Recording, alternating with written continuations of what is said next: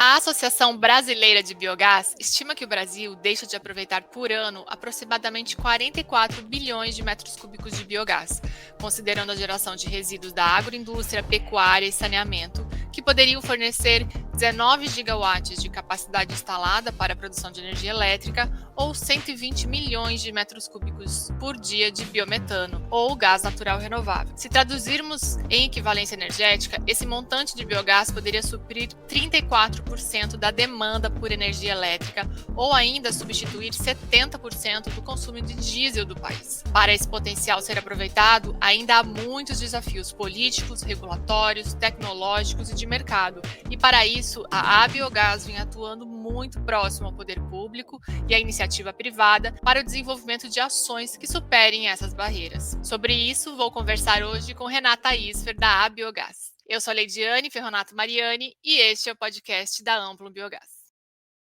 Renata Isfer é presidente executiva da Associação Brasileira do Biogás, a Abiogás. Foi secretária de Petróleo, Gás e Biocombustíveis do Ministério de Minas e Energia e tem experiência de 16 anos como procuradora federal na Advocacia Geral da União. É mestre em Direito, Políticas Públicas e Desenvolvimento Econômico pela Uniceub, com participação em curso de extensão na Harvard Kennedy School sobre liderança feminina.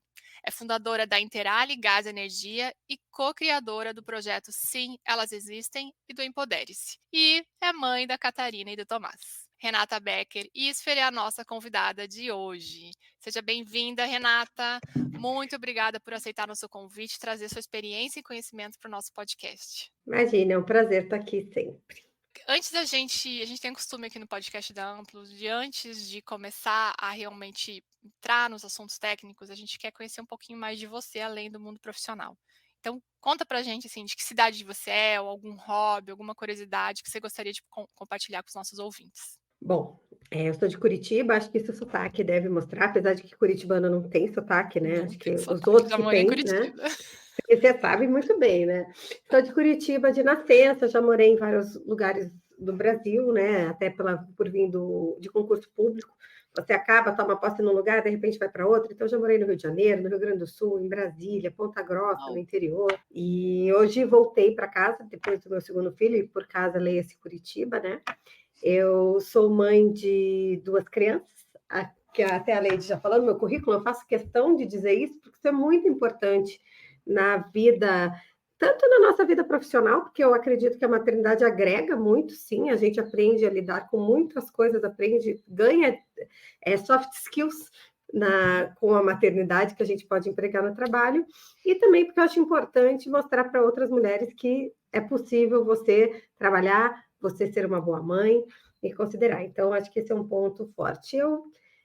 Sobre mim, acho que eu nunca sou. Às vezes as pessoas olham, já ouvi várias vezes, ficam olhando assim e pensam que eu sou uma pessoa mais certinha, bem não sei o quê, mas eu gosto de inventar coisa nova. Tipo, por exemplo, todo mundo se surpreende quando descobre que eu ando de skate. Adoro andar de skate, adoro Jura? praia. Sim, adoro viajar. Quando eu vejo, né, e assim, já ficou um spoiler para o final, elas pediram para falar do que você assiste. Nas minhas horas vagas, gente, eu não vejo de nada do setor. Nas minhas horas vagas, as poucas não são muitas, né, criança e trabalho. Mas quando eu tenho, eu gosto de ver filme de ficção, tipo, sou fã de Senhor dos Anéis, né, Game of Thrones, agora estava lendo da Wheel of Time. Então, assim, eu gosto de também fugir, às vezes, da nossa rotina e imaginar em universos paralelos, assim, mas é isso, né? Eu acho que um dos meus, sempre que eu amei muito a viajar, conhecer outras culturas, conhecer gente, eu adoro gente. Tem gente que diz, ai, quanto mais eu conheço as pessoas, mais eu amo os cachorros. Cara, eu adoro conhecer gente, adoro me relacionar.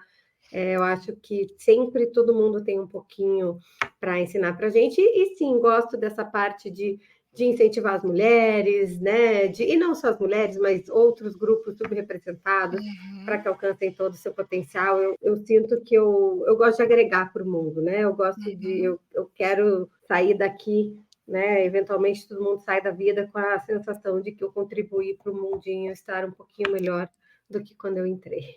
Que lindo. Obrigada por compartilhar um pouquinho de você. Então, agora o que marcou é Renata skatista, tá? Já tô.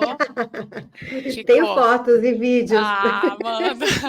E Renata, agora conta pra gente como que foi eu já, né, já li teu currículo, mas conta resumidamente como que foi a trajetória até chegar em biogás e biometano, assim, como que você chegou nesse mundo e por que você está nesse momento trabalhando com biogás e biometano? Bom, na verdade, como você falou, eu vim do direito, né? Eu vim do mundo do direito e acabei prestando concurso público, né? Até quando eu saí da faculdade não era ideia original. A minha ideia original, quando eu saí, era virar diplomata.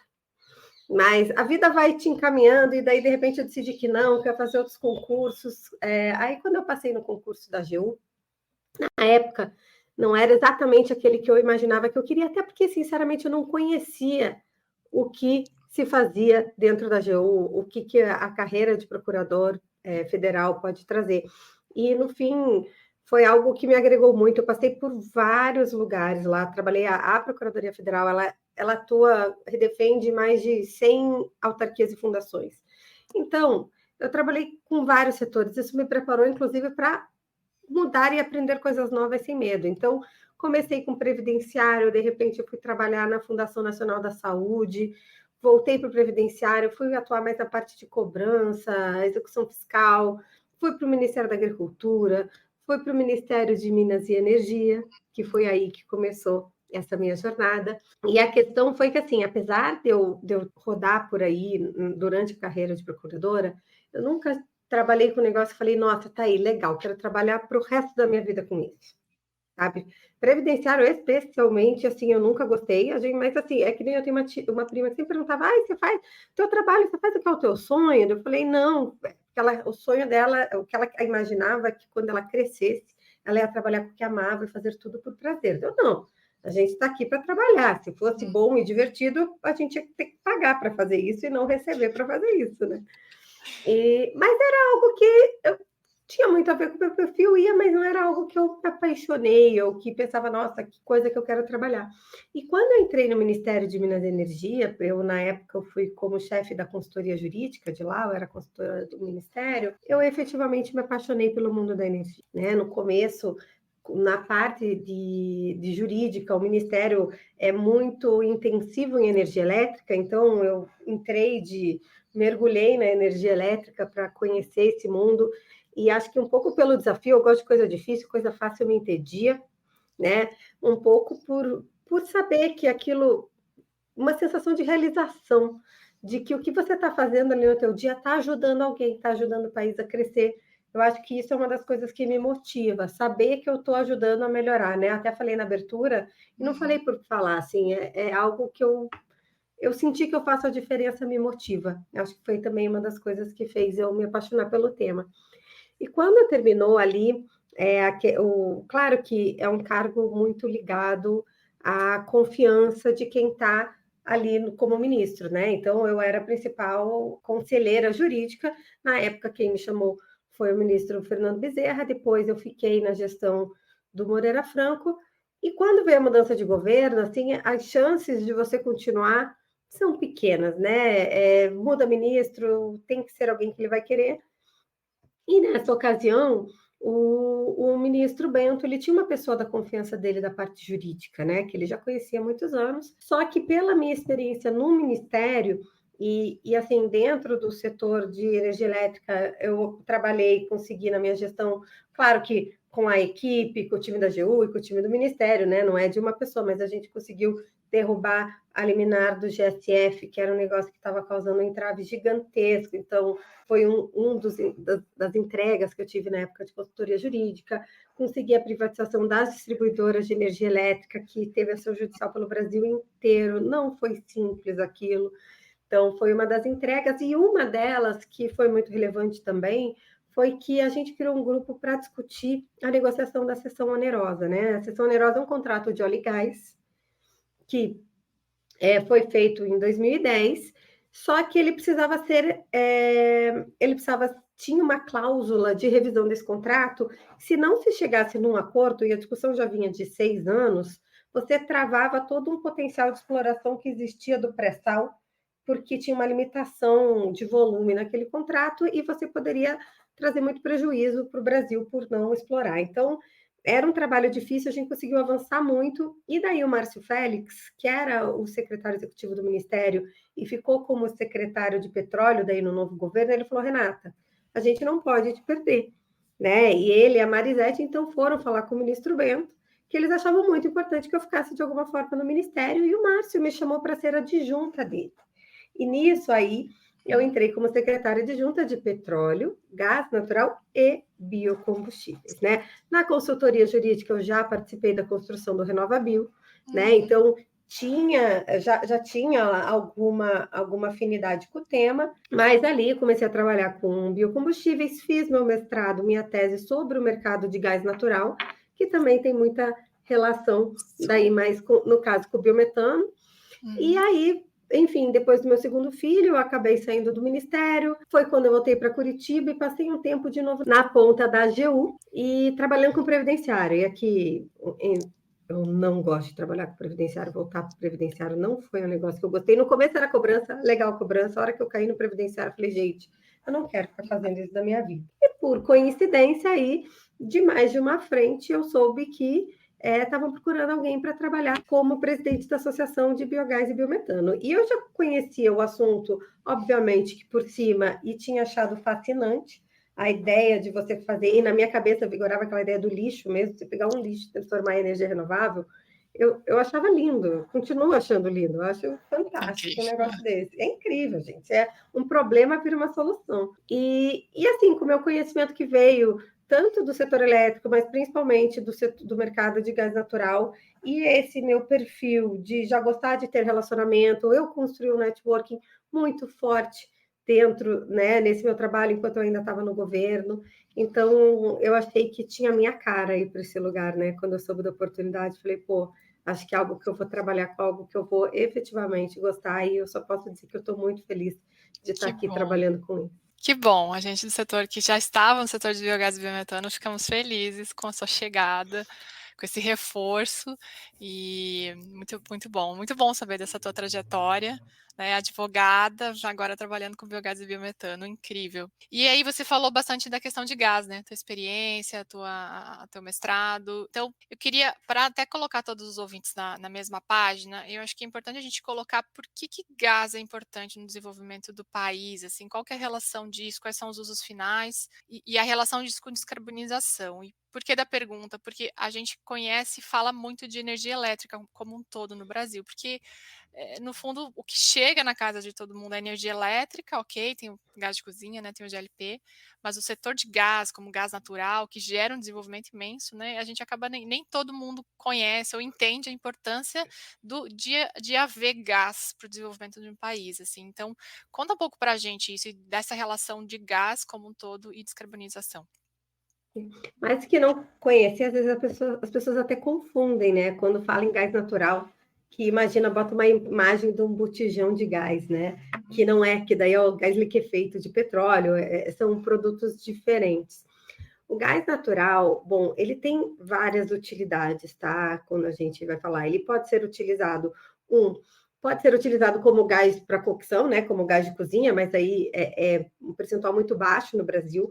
Em outros países, especialmente aqueles mais desenvolvidos, ele faz toda a parte de esquentar a casa, né? Toda a parte de calefação, toda a parte de cozinha, ela é feita com o gás natural, efetivamente. Mas no Brasil não. Mas é uma oportunidade que tem, ele pode ser utilizado muito na indústria, mas na indústria tem uma curiosidade que não é apenas o gás como energia, né? Porque ele pode gerar energia elétrica da indústria, né? Ele serve como geração de energia elétrica. Ele pode gerar como energia térmica, né? Porque tem indústrias que são muito intensivas em calor. Então, a indústria de vidro, a indústria de cerâmica precisam de muito calor, e essa energia térmica pode ser gerada, então, pelo gás.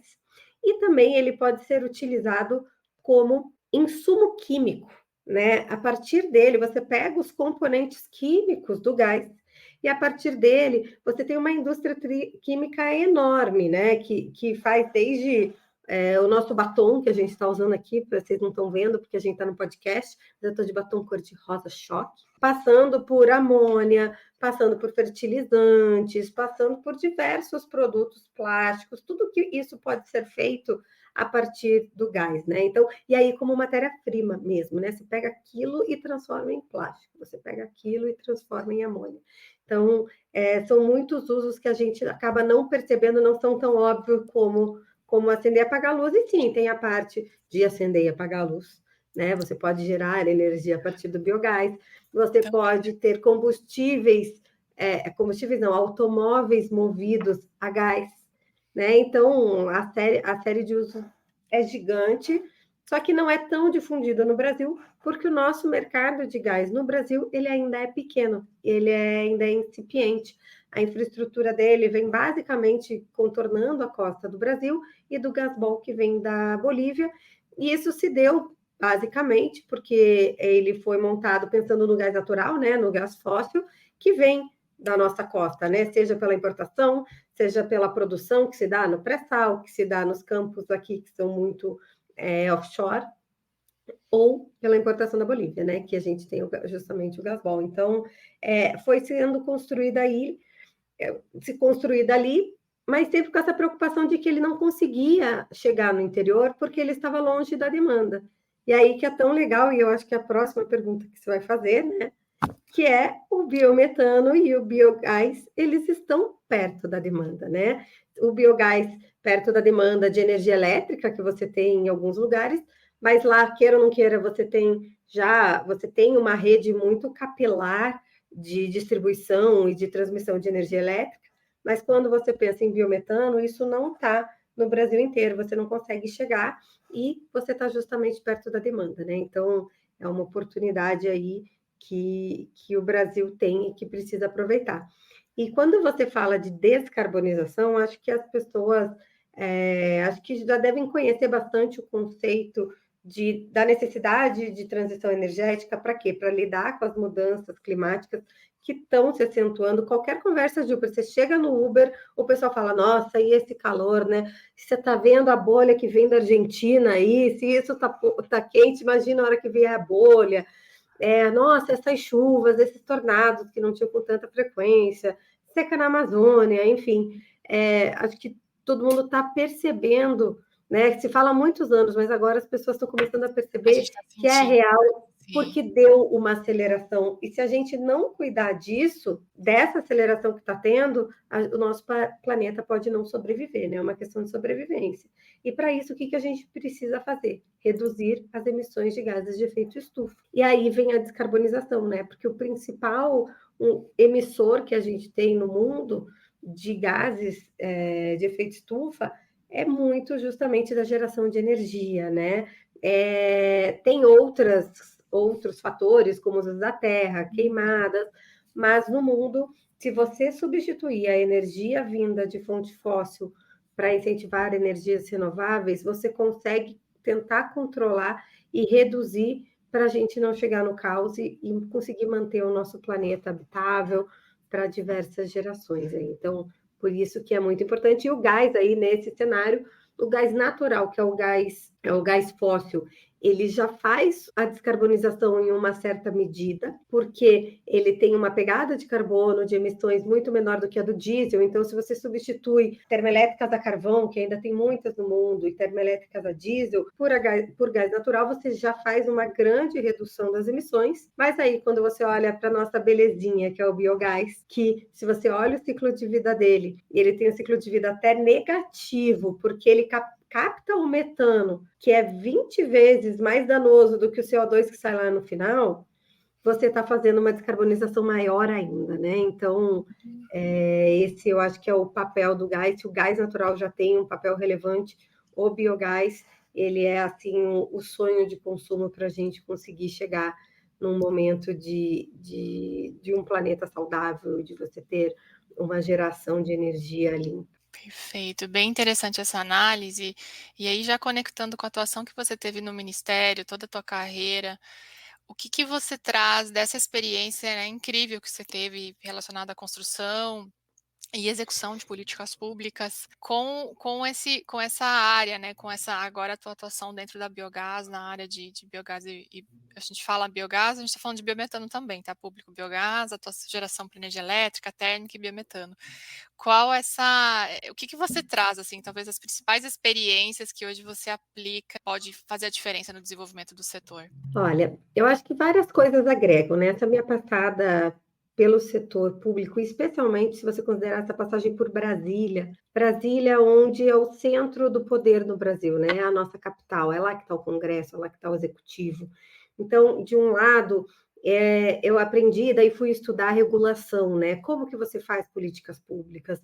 Quando que faz sentido você ter uma intervenção estatal na atividade privada? Quando que não faz?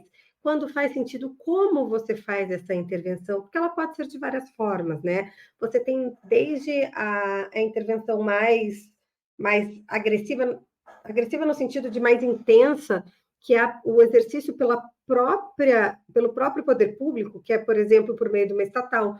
Quando você tem a Eletrobras gerando energia elétrica, você tem uma atuação do Estado diretamente na atividade econômica, né? Ou a Petrobras, enfim. Você pode fazer por meio de concessões, né? Que você vai delegar para um agente privado exercer aquela atividade que, em tese, seria de competência do poder público pela Constituição, mas que não deixa de ser uma atividade econômica, né? Especialmente quando ela é um monopólio, como pode ser incentivos fiscais, incentivos regulatórios, o próprio desenho do mercado ele faz isso, né? No caso do gás natural é muito emblemático e que você pode explicar muito, porque a gente vivia um monopólio, né? Você tem um agente dominante. E quando você estuda a regulação, você vê que uma das coisas que você tem como falhas de mercado é a existência do monopólio. Se você tem um monopólio, não vai ser o melhor preço, nem vai ser a menor prestação de serviço, porque enquanto tiver alguém pagando por aquilo, não tem por que você baixar o preço, ao contrário do mercado competitivo, em que você tem vários ofertantes, várias pessoas comprando e você vai gerando um equilíbrio. Então, quando você tem uma situação dessa, você tem que ter uma intervenção estatal para mudar isso. Quando é um monopólio natural, como é o caso do transporte de gás natural, que sai muito caro você fazer um novo gasoduto para essas grandes distâncias, sai mais caro do que você usar o mesmo, você usa mecanismos de tarifa, né? Tem uma série de regulações, às vezes é só questões muito simples, que são simplesmente vamos odorizar o gás. Por quê? Porque o gás não tem cheiro. Então, se você não sabe que ele está vazando, alguém acende um fósforo, dá uma explosão. Por isso que ele é artificialmente odorizado, colocar um cheiro, porque as pessoas sintam o cheiro. Acontece muito gás de cozinha, você sente assim, nossa, cheiro de gás, vamos ver se eu não esqueci a boca do fogão aberto.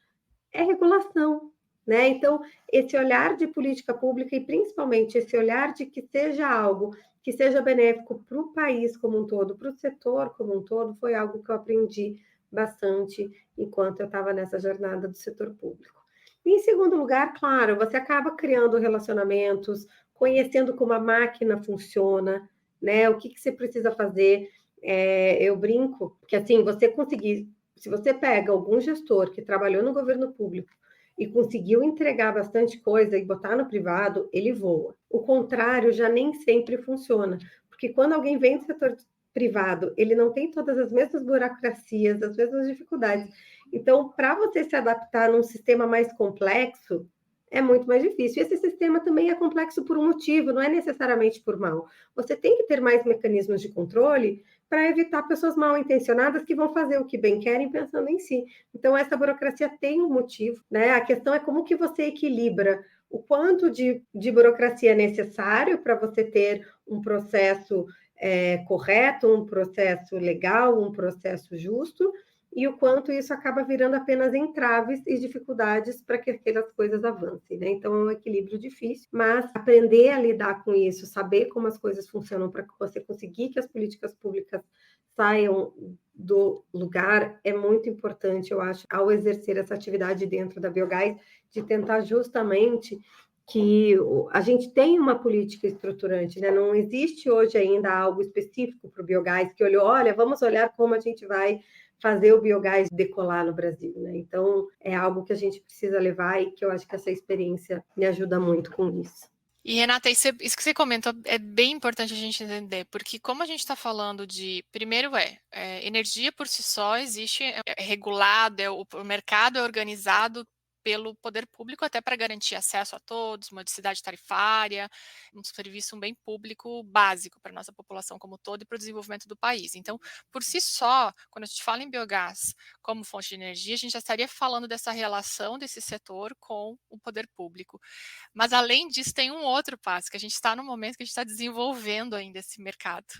Então, como ele ainda é uma tecnologia, tem desenvolvimentos tecnológicos, entendimento de regulação, do como vai ser incentivado, qual que é o melhor modelo de negócio e quais ajustes precisam ser feitos para garantir que realmente esse setor aconteça, se desenvolva, esse potencial seja aproveitado para gerar descarbonização que você comentou, é essencial essa atuação junto ao poder público para exatamente pensar em mecanismos para desenvolver esse mercado, né? Então é bem importante, assim, então, até para quem está ouvindo, essa atuação junto aos governos federais, estaduais, aos órgãos reguladores, ao poder público como um todo, do setor e a conversa, a troca é essencial nesse momento que a gente está de desenvolvimento, né, Renata? Acho que como nunca realmente é importante essa etapa agora enfim, de levar as demandas, conversar e trabalhar junto com o governo. Então, essa experiência que você traz,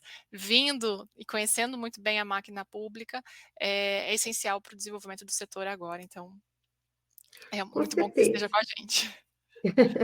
Não, com certeza. A gente tem um desafio extra. Normalmente, assim, pela lógica, a melhor tecnologia deveria simplesmente vencer, digamos assim, né? Mas tem que lembrar que a gente está na descarbonização. Então, se você for simplesmente pelo que é mais barato desde o começo, você iria só de combustíveis fósseis, né? Então, você precisa ter um incentivo para avançar. E diversos outros setores renováveis tiveram seus incentivos, né? Então, você teve toda uma política para eólica, você teve política para solar, você teve política desde a década de 70 para o etanol, mas para o biogás e para o biometano nunca teve. E aí acaba que você vai ficando para trás nessa. Né? Não faz sentido só essa tecnologia não ter esses mesmos incentivos e um plano de atuação, porque elas são importantes para o país. Né? E é importante também, não por isso, mas porque ele vai gerar emprego. Né? É uma tecnologia que está no Brasil inteiro.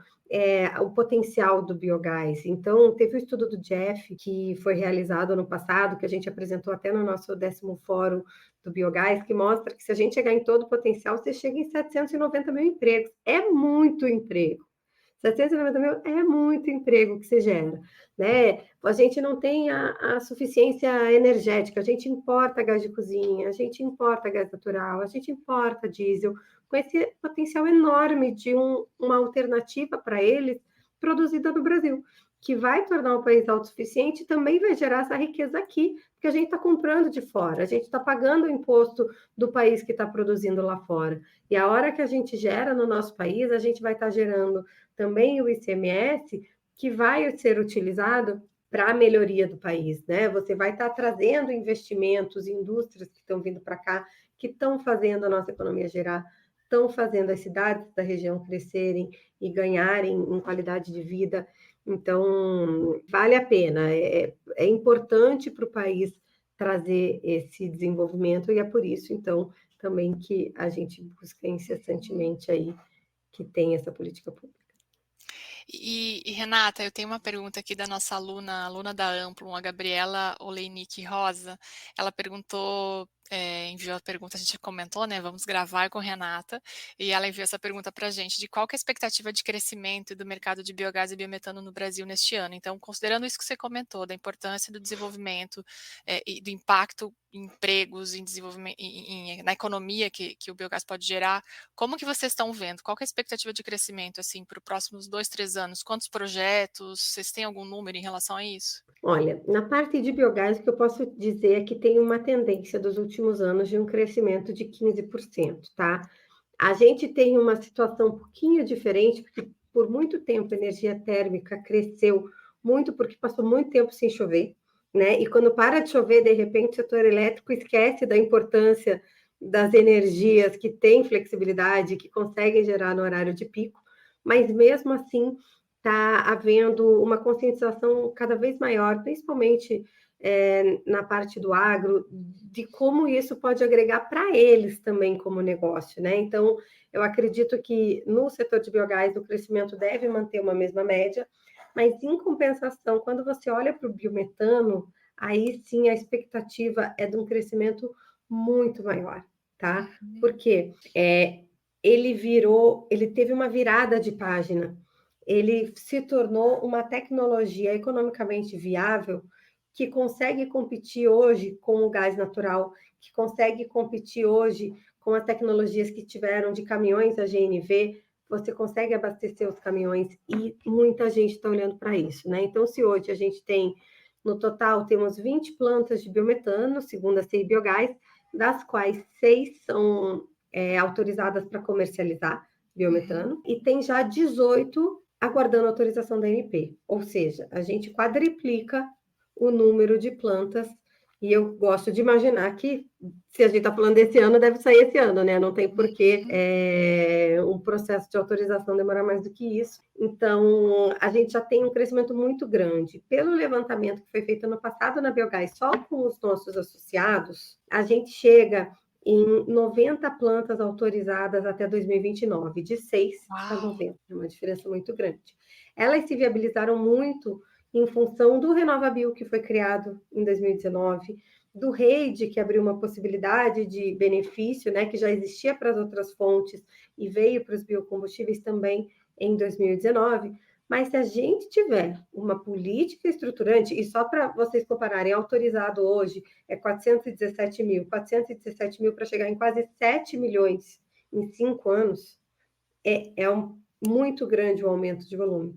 E se você conseguir, então, essas políticas estruturantes, a gente consegue chegar, olha, nos próximos anos, eu não tenho dúvida que, a partir do momento que a gente tiver, a gente chega em pelo menos 30 milhões de metros cúbicos por dia, que é a metade do consumo de gás natural que a gente tem hoje no Brasil.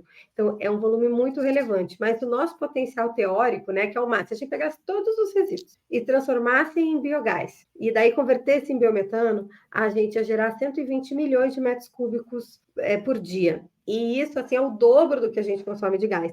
Então, assim, a gente consegue, claro que tudo é um ideal muito grande, mas a gente consegue fazer uma boa parte disso. Assim, a gente pode avançar muito. A Alemanha, que não tem o nosso potencial do agro, que não tem tanta gente morando lá, faz 30 milhões de metros cúbicos. Não tem o clima, né, do Não Brasil, tem o clima, não tem a temperatura. minha situação.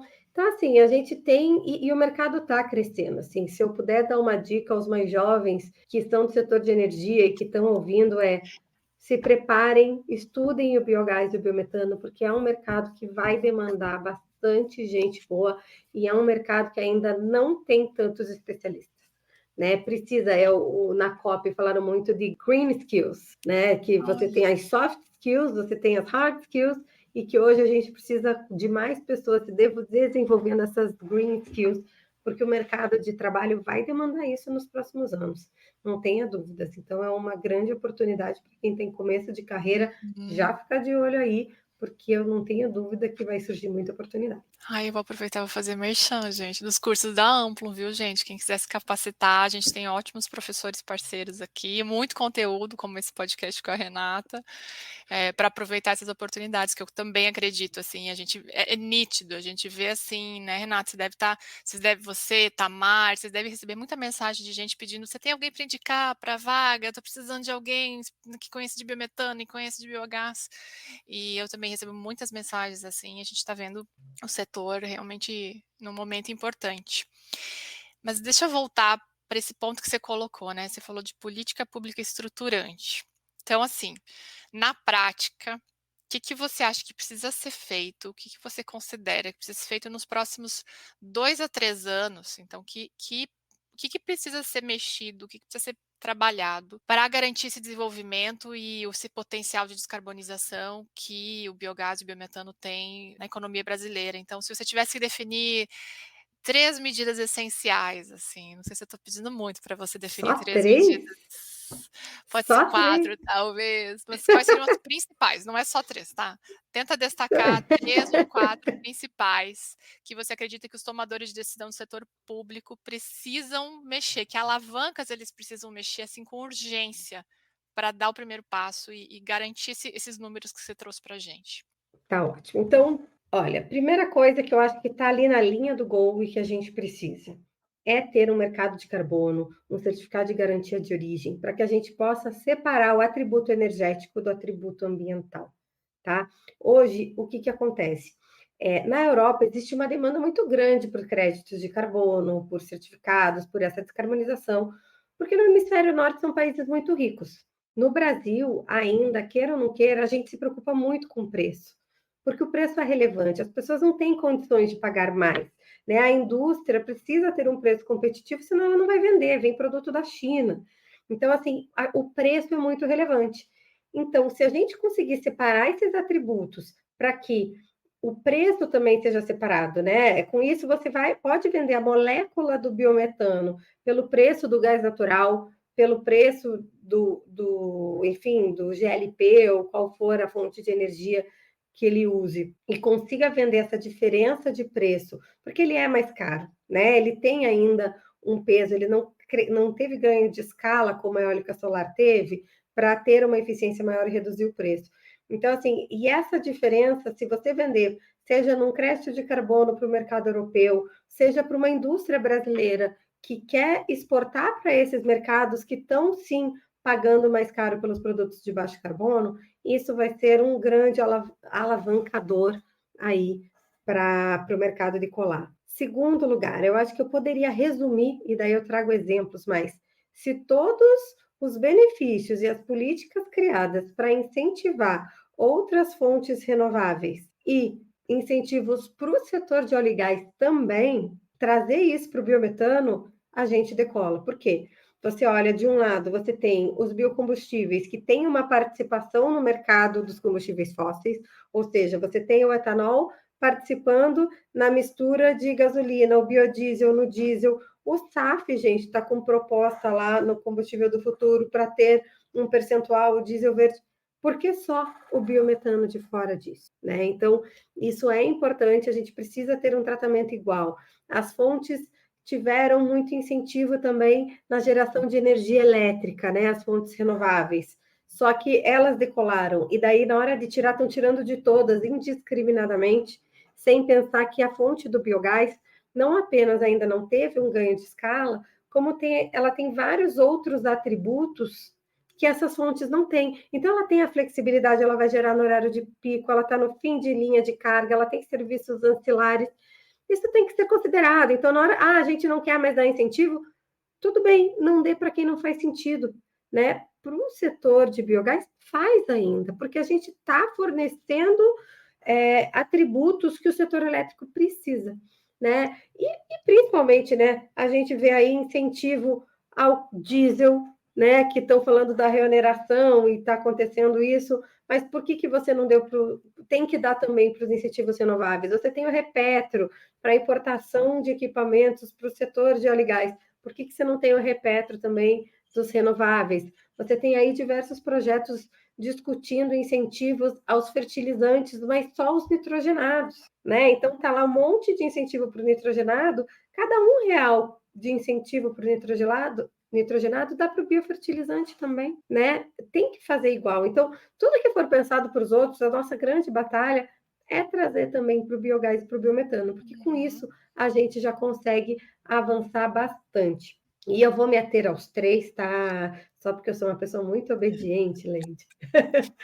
E o terceiro, na verdade, eu vou juntar alguns em uns. Um pouco eu já falei, porque é energia elétrica, uma parte, mas é o incentivo à demanda, né? Então, a gente tem a demanda de energia elétrica, que eu já falei um pouquinho, Mas tem 3 outros setores que você precisa trazer incentivos para a demanda do biogás, do biometano e de outros, obviamente, de outras fontes que sejam renováveis e que tenham esses atributos. Então, assim, a gente está falando que, ou quando você fala em transporte, que é um dos principais emissores de gás de efeito estufa, o do Brasil já é uma matriz muito mais limpa, graças ao etanol. Mas quando você olha transporte pesado, no transporte pesado ainda se usa diesel, principalmente. Apesar da mistura com biodiesel, ainda é extremamente poluidor. Então, se a gente conseguir fazer programas para que incentivar caminhões a GNV que usem biometano, isso vai ser um up. E não se pensava, tem uma limitação, sempre teve uma limitação muito grande, porque justamente a infraestrutura de gás natural está muito limitada.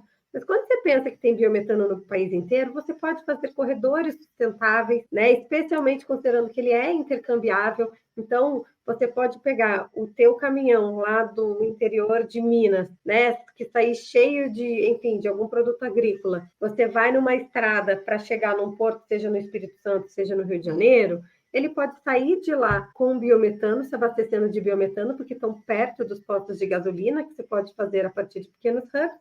Chegou na costa, abastece de gás natural, sobe de novo para lá e daí você faz essa mescla. Então, é algo que pode ajudar nessa interiorização do gás e em rotas sustentáveis a partir da descarbonização do transporte pesado. Outro item também, já falei, biofertilizantes, né? É uma demanda de fertilizante no Brasil é muito grande. A gente importa muito fertilizante. A gente tem um potencial, só se você aproveitasse aí todo o nosso biogás, todo o potencial de biogás para fazer biofertilizante, a gente faria o suficiente para 30 vezes a demanda brasileira de fertilizante. É enorme o nosso potencial. Então, não vamos olhar só os fertilizantes nitrogenados, né? Vamos olhar os biofertilizantes. E a outra grande oportunidade que tem é a neoindustrialização verde, né? Uma coisa que eu tenho sido bastante vocal nos últimos tempos é o seguinte: o Brasil lá sempre foi um país muito rico, né? Quando os portugueses chegaram aqui, falaram: meu Deus, é uma mina de ouro, em parte, literalmente, né? Muitas minas de ouro.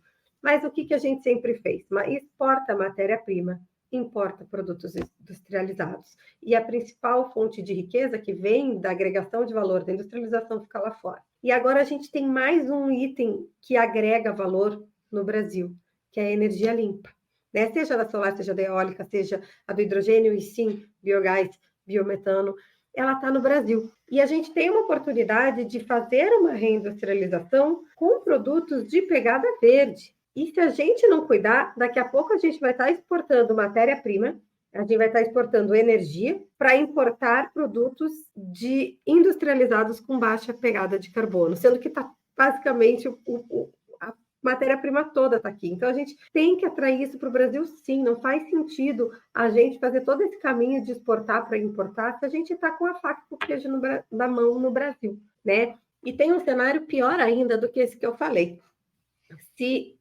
Seria ruim a gente exportar matéria-prima, exportar energia verde para importar o industrializado verde. Pior ainda se a gente importar um industrializado sujo, com alta pegada de carbono, feito a partir de minas de carvão de algum outro país, né? A gente não quer virar um depósito de produtos que não fazem bom. A gente é tão limpo, a gente tem que aproveitar essa riqueza do Brasil. Então, acho que o incentivo à demanda, políticas de incentivo à demanda, vão fazer um grande diferencial aí para a gente conseguir decolar nos próximos anos. Nossa, é incrível. E tudo a ver com economia circular, né? É a gente aproveitar os próprios recursos que a gente tem aqui, que muitas vezes a gente acaba desperdiçando, né? Quando você falou de biofertilizante, acaba mandando para os nossos corpos de água muito nitrogênio, fósforo, potássio, que poderiam retornar para a agricultura como fertilizante. Mas deixa eu me ater a um ponto que você colocou assim, até perdi a conta aqui, se ficou 3 mesmo, mas acho que ficou mais, mas ok. Mas 3 medidas, né? Mas vamos tentar só localizar. Algumas delas estão ligadas a uma articulação com o governo federal. Quando você fala do mercado de carbono, certificados, é mais ligado ao governo federal. Algumas delas estão ligadas a decisões de poder público estadual, certo? Ou até tem alguma situação que seja municipal, mas acho que no geral é estadual. Fala um pouco para a gente dessa diferença, porque às vezes quem está escutando é do poder público do nível estadual e pode já mexer algum ponto ou articular internamente para avançar, independente do que o governo federal vem fazendo, né? Porque a gente sabe que tem políticas em vários níveis. Não, a política geral, ela acaba sendo federal nessas coisas, mas tem muita coisa, tanto na seara estadual quanto na seara municipal, tá? Na seara estadual, a gente tem principalmente incentivos, acabam focando muitas vezes mais em incentivos tributários, nesse sentido, ou de financiamento, né? Você vê os bancos regionais de financiamento que podem ajudar aqueles pequenos produtores. Por exemplo, uma política que que o governo financie biodigestores com uma taxa baixa para os produtores agrícolas, vai ajudar muito. Né? Isso é uma política que pode ser feita pelos estados. Outra coisa muito importante pelos estados é a questão do licenciamento ambiental. Né? No licenciamento ambiental, você olhar para as características de cada projeto e ver em quais projetos faz sentido eu ter um processo complexo que exija muitas coisas, em que situações eu posso ter um sistema mais simplificado e, de qualquer forma, em todos, que traga previsibilidade para o investidor, ele tem que saber, ó, se eu fizer isso, o meu projeto vai ser aprovado e vai ganhar a licença, né?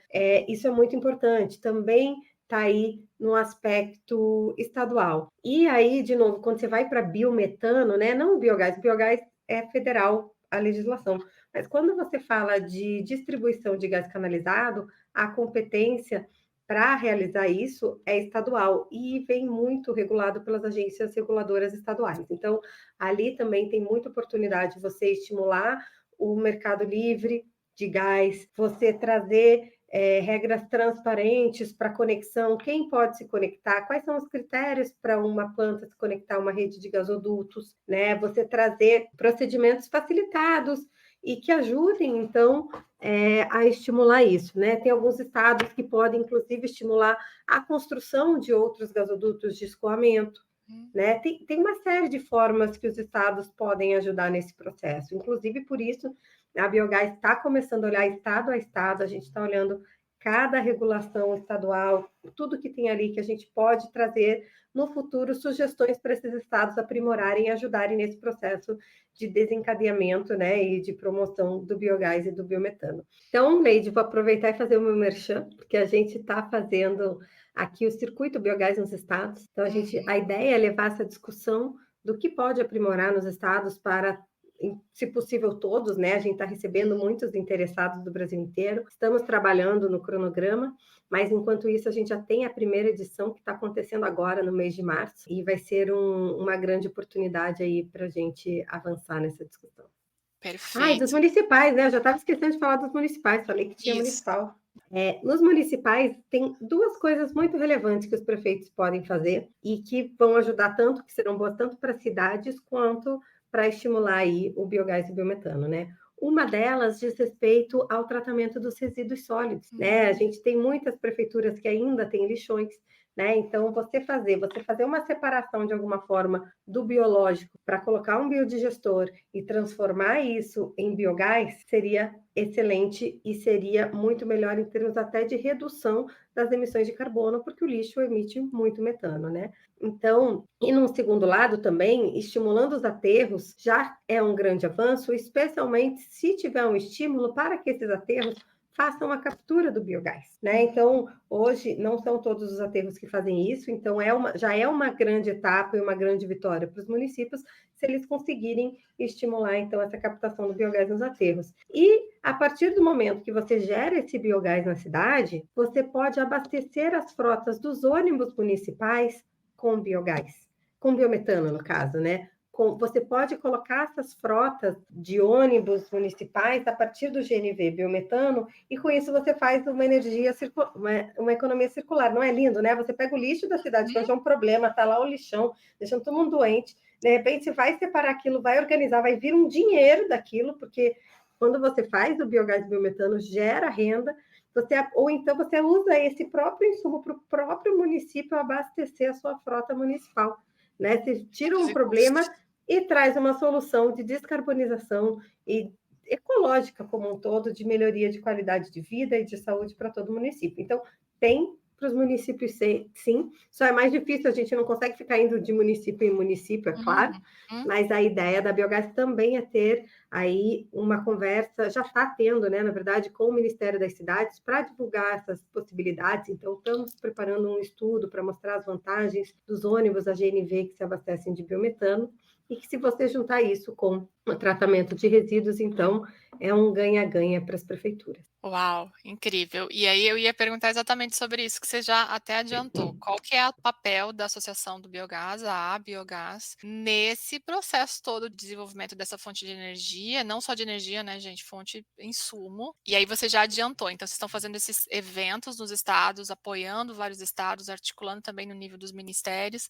A gente até vai deixar o link aqui para o site da Biogás, para esses eventos, na descrição aqui do podcast, tá bom, para vocês acessarem. Então a atuação de vocês está sendo de articulação, de aproximação com esses vários níveis de poder público para apoiar, levar informações. É mais ou menos isso, Renata? Olha, a atuação tem várias frentes, né? Tem essa parte que é de relações institucionais, da gente conversar com o poder público, conscientizá-los da importância de você estimular o biogás e o biometano, propor alternativas, mostrar que elas são viáveis, né? Então, tem toda essa parte que a gente chama de advocacy com os governos. Tem a parte de conscientização também da população de que isso é uma oportunidade, especialmente dos setores que têm resíduos e que podem transformar. Então, aí vem, sim, como você falou, os eventos, vem as entrevistas, vem tudo isso de você estar aparecendo, as próprias redes sociais, de mostrar, né? A gente está melhorando aí o nosso conteúdo, para ter também conteúdos educativos, para a gente ter que a nossa mensagem chegue também para os investidores, para eles verem a grande oportunidade que tem. E também a promoção do networking interno, né? Então, dentro da Biogás, a gente tem associados, somos mais de 155 associados, e eles são de toda etapa da cadeia. Então, tem o produtor, tem o fornecedor de equipamento, tem o consumidor, tem a parte de infraestrutura.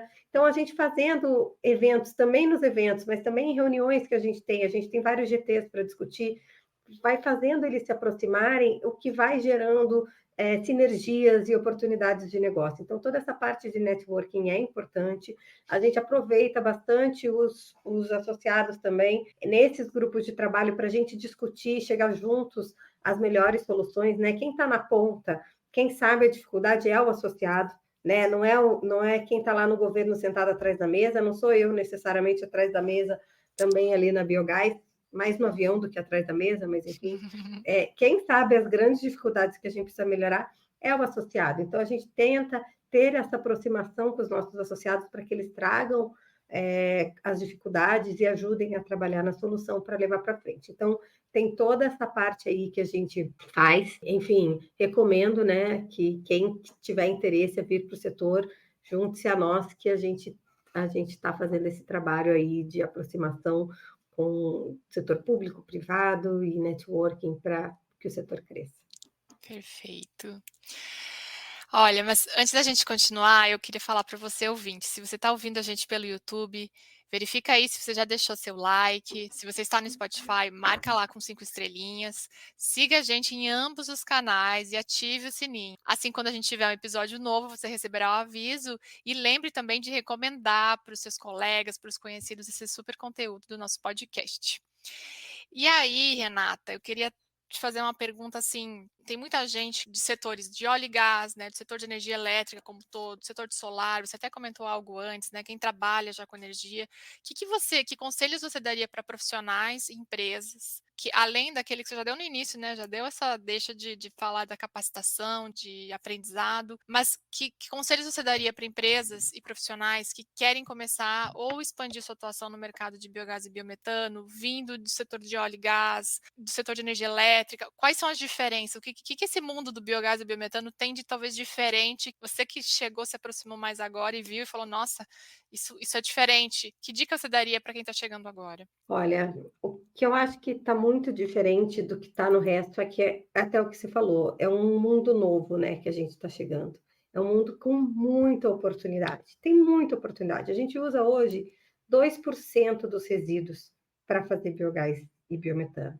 Então, assim, tá aí, tá dado. Só precisa conversar direitinho. Se você conseguir achar a oportunidade do consumidor com alguém que pode ser produtor e ainda não está produzindo, e fazer essa conversa, você consegue tirar muitas coisas a partir daí, né? Além disso, quando você olha, comparando para o mundo de óleo e gás, é claro que é importante trazer essa questão da descarbonização, né? Que olhando para eles, acho que é uma diferença grande, mas também olhar para a questão da complementariedade, né? Você tem uma demanda internalizada pelo gás natural e você pode alcançar novos mercados através do biogás, né? Que você vai avançando, vai gerando um potencial para já ter um novo gasoduto e assim você tem um mercado de gás, né? Aqui não um mercado de gás natural, um mercado de gás mais amplo e mais capilar, é uma oportunidade para todo mundo. Com relação à energia elétrica, eu acho que o principal ponto, assim, eu até já abordei, é que a gente está lá com a possibilidade de trazer flexibilidade, então a gente pode fazer uma geração termoelétrica renovável, e eu acho que o interessante é assim, porque geralmente, por exemplo, hoje tem planejamento de 2 leilões, né, no Brasil. Um deles está olhando para a energia mais barata e que ali as renováveis têm grande força, né? Mas essas renováveis que já tiveram estímulos e que já tiveram ganho de escala. Aí, quando você olha para o leilão de potência, não faz sentido a gente simplesmente deixar o carvão ou o diesel ganharem simplesmente porque são mais baratos, né? O biogás, ele agrega isso, ele agrega também a renovabilidade e ele é despachável na hora que precisar, né? Ele vai complementar o produtor que gera biogás aqui, na hora que ele é despachado, gera biogás, chegou o momento de que não está sendo despachado, ele pode gerar o biometano, né? Ou você pode ter aquelas plantas com torta de filtro que conseguem gerar o tempo todo, que o saneamento também já tem essa estabilidade, então esse é um grande ativo. E como eu já falei, são essas outras questões de você estar no fim da linha de carga, você não precisar fazer novas grandes linhas, investimentos em infraestrutura, tem os serviços ancilares, então tem muita coisa que a gente agrega além dos outros, que dá para dizer que é uma fonte de energia muito completa, né? Porque ela é um ganha-ganha de todos os lados e que se a gente não aproveitar para estimular agora, o potencial vai crescer, vai, a gente vai crescer aí para 10% do nosso potencial, com certeza cresce para 10% do nosso potencial. Mas se a gente quiser 50, 60, 80% do nosso potencial, a gente tem que ter estímulo, senão vai ser sempre aquele potencial que não chegou, né? Aquela máxima, o Brasil é o país do futuro, e é sempre no futuro, É o né? potencial do Então, futuro, é né? o potencial. Fica. Então, a gente não quer ser do futuro, já é uma realidade, mas para a gente alcançar o ápice, a gente precisa disso e é uma oportunidade de negócio para todo mundo, né? Eu vejo, tem muito aterro, por exemplo, que está ganhando muito mais dinheiro com biometano do que com a construção em si. Uhum. Por que não está todo mundo fazendo isso dentro do aterro? É uma grande oportunidade, né? Então, você vai ver o pessoal, assim, tudo bem, o etanol já rende muito, mas você tem aí a oportunidade de ter uma rentabilidade muito maior se você aproveitar ainda esses resíduos. Então, é uma grande oportunidade para todo mundo, inclusive para a indústria que tem agora no mercado da América do Norte aí, um mercado ávido por produtos que sejam com baixa pegada de carbono. Perfeito. E Renata, antes de a gente ir para o encerramento, eu queria te perguntar sobre a iniciativa do Sim, Elas Existem. Considerando que a gente está em março, no mês das mulheres, eu sei que você é uma das grandes lutadoras aí pelo nosso espaço, pela diversidade. Então, como foi? De onde veio a ideia de criar o Sim, Elas Existem e o Empodere-se? Conta pra gente. Olha, o Sim Elas Existem foi super despretensioso, na verdade, né? Na época eu estava lá no Ministério de Minas e Energia, era no fim de ano, teve a oportunidade da gente fazer um curso em Harvard, que era Women and Power, para capacitação de lideranças femininas, né? E tanto eu quanto a Agnes conseguimos entrar nesse curso. E a gente, no final do curso, aprendi muito. Foi riquíssimo, gente. Foi riquíssimo. Realmente, assim, uma experiência que muda a vida. E quando a gente voltou, como a gente foi durante a trabalho, não era férias, né? Teve uma ajuda aí do governo, a gente tinha que aplicar o que a gente aprendeu no trabalho, né? Você não pode fazer nada ali que não seja para o bem de tudo. Então, até a nossa ideia inicial era montar o comitê de gênero do Ministério, que oficialmente não tinha. E um dia eu falei, Agnes, e se a gente fizer um negócio diferente, né? Uma das coisas que a gente aprendeu lá foi que não adianta você reforçar que não tem mulher. Porque toda vez que você fala, é um setor muito masculino, eu digo que é super feminino, gente. Você nunca vai me ouvir dizer que o setor de energia é muito masculino. Porque não é mesmo, tá? Se quiser, depois eu explico por que ele não é masculino. Ele é feminino, mas toda vez que ela fala, não tem ninguém aqui de mulher, porque é um setor masculino. Toda vez que você diz que não tem mulher, isso reforça esse estereótipo. E na época não tinha nenhuma mulher secretária, nenhuma mulher na ANEEL, nenhuma mulher na NP, nenhuma mulher na EPE, PPSA, não tinha nenhuma mulher em canto nenhum dos altos cargos de gestão, né? E aí surgiu essa ideia da gente falar assim, olha, sempre vem aquela desculpa, não tem mulher. O que a gente pode fazer para ajudar? Que tal se a gente sair pedindo uma lista para todo mundo indicar? A gente faz essa lista, era virada de governo, e no próximo governo que vier, a gente apresenta essa lista e as pessoas daí não vão poder dizer que não é porque não tem mulher. Invente outra desculpa, mas não diga que não é porque não tem mulher no setor, porque era o que a gente mais ouvia. E a Agnes, na época, escreveu um artigozinho, jogou no LinkedIn de nós duas, e de repente aquilo ganhou uma proporção gigantesca, né? Porque era um tabu no setor. A gente ficou morrendo de medo que a gente tivesse um backlash interno e de ser taxada das feministas e que não sei o quê. Juro, deu medo, porque era um ambiente muito machista, né? Queira ou não queira. O nosso mundo no Brasil, e no mundo inteiro, né? Ainda é muito machista.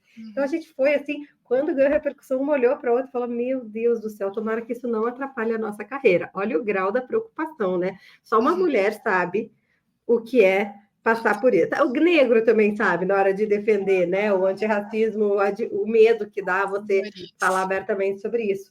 Mas era um assunto que não se falava no setor. Então, foi uma questão de timing muito boa, porque ganhou uma repercussão, porque as mulheres falaram, a gente está aqui. Né? Então, isso saiu em jornal e muita gente contribuiu, a lista ganhou uma repercussão enorme, e é legal, assim, eu lembro que na época era o ministro Moreira, ele indicou a Elisa para a ANEEL na época, ele falou, eu indiquei a Elisa, aí ele indicou a Maria José para secretária de mineração, foi a primeira mulher secretária de mineração na história do MME, isso já ali naquele final de ano, porque dá uma cutucadinha, né? Quando mudou de gestão, aí o Bento falou, olha, Marisé é secretária executiva, aí foi indicada a Simone para a NP, foi indicada a Heloísa para a EPE, a Elisa depois foi para o ONS, a Tabita foi indicada para a NP, não deu certo, mas já foi uma mulher sendo indicada. Então, teve um avanço, né? A PPCA teve a primeira diretora, a Cristiane, e agora a Tabita é diretora lá também. Então, houve aí um avanço. Eu virei secretária também, né? Não dá para deixar de mencionar nessa gestão. Então, foi muito positivo. Assim, dentro disso, a gente tentou fazer várias outras coisas. A gente chegou a fazer podcast, chegou a fazer webinars, eventos para difundir as mulheres, o coquetel de Sim, Elas Existem, mas isso é tudo feito nas nossas horas vagas, tá? Não tem uma equipe, as pessoas falam, como que eu posso participar? Não é exatamente um grupo, é assim, quando dá, a gente se reúne, vamos fazer tal coisa e o negócio sai. A gente fez de novo na gestão passada, na eleição. Infelizmente, aí a gente está sem mulheres nos principais cargos novamente, mas a caminhada é assim, a caminhada vai e vem, mas o objetivo é que a gente não pare, não desista e continue fazendo. E nesse meio do caminho, o pessoal da Energici são jovens que criaram uma empresa para justamente abrir espaço para os jovens no mercado. Eles nos contactaram, eu e a Agnes, na época, para a gente fazer um programa de mentoria para mulheres. E aí, nisso, a gente então chamou a Fernanda Delgado para ajudar com toda a parte de metodologia, que a professora entende, ela se juntou a nós, criamos junto com a Energici o Empodere-se.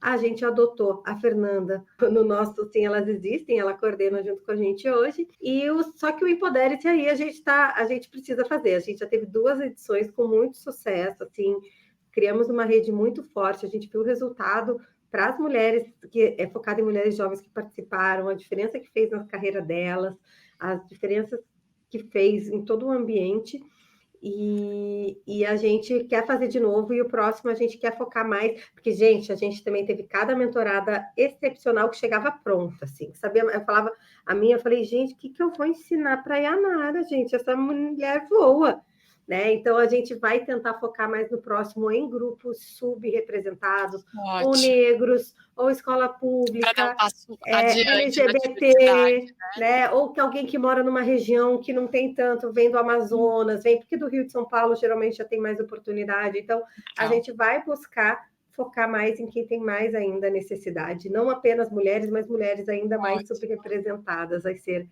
a ideia do próximo. A gente só precisa arranjar tempo, que tá fácil, né, com das crianças, com o trabalho na Biogás, mas a gente vai chegar lá e vai conseguir fazer. E ainda conselheira da Rede Mulheres do Biogás, né? Sim, sim, sim. Aliás, assim, me impressionou bastante. Eu falei, quando a gente chegou na primeira reunião das mulheres do Biogás do Conselho, eu falei, gente, que organizada. Se eu conseguisse botar isso no Se Elas Existem, que está nos planos, a gente nunca faz. Assim, é impressionante o trabalho que vocês fazem e o fortalecimento, assim, das mulheres do Biogás. A gente vê que uma ajuda a outra, é realmente excepcional e parabenizar. Eu sempre faço propaganda das mulheres do Biogás também, por onde eu vou. E é bem importante essa questão de diversidade, né? Isso faz diferença. Fazendo um paralelo, o setor de biogás em si, quando a gente fala em resíduos, em aplicações de biogás, ele é tão diverso, né? As potencialidades das regiões do Brasil, escalas diferentes. Pode ser o dejeto que vem de suíno, o lixo urbano produzindo biogás, e é isso que a gente quer também na sociedade, né? Uma sociedade mais diversa, para a gente conseguir melhores resultados e mais desenvolvimento. E admiro muito o seu trabalho nisso, sua liderança, com Agnes, Fernanda e tantas outras mulheres, e não podia deixar de citar isso nesse episódio que está sendo publicado em março, porque é uma luta muito importante e, no geral, né, a luta por diversidade é essencial. A gente precisa começar a estranhar mais quando não tem mulheres num grupo, quando não tem negros, enfim, quando não tem as minorias. E esses são os passos que a gente dá nesse sentido. Então, parabéns e gratidão, Renata, por isso. Renata, para a gente encerrar, vou te pedir uma recomendação de leitura, então agora a gente vem para dica da convidada e eu queria te pedir uma recomendação de leitura, de filme, de podcast, algo que você queira deixar para as pessoas e já se nos deixar a mensagem final para a gente encerrar o podcast de hoje. Bom, vou fazer uma recomendação do livro que eu estou lendo agora. Não é de biogás, não é de energia, mas eu estou amando esse livro, não terminei ainda, espero que ele não me decepcione no final, mas todo mundo diz que é maravilhoso e agora tem a série também, então já vira uma dica dupla, apesar de eu não ter visto a série, que é Toda a Luz que Não Podemos Ler. É que eu tenho mania de ler inglês para treinar inglês, então é All the Light We Cannot See, que é a história de uma menina cega na Segunda Guerra Mundial, e de um garoto alemão também, que, enfim, que é um gêniozinho, e como eles vão se cruzar, ainda não sei como eles vão se cruzar, mas é bem tocante, assim, é muito legal, então recomendo aí esse livro para vocês. De recado final,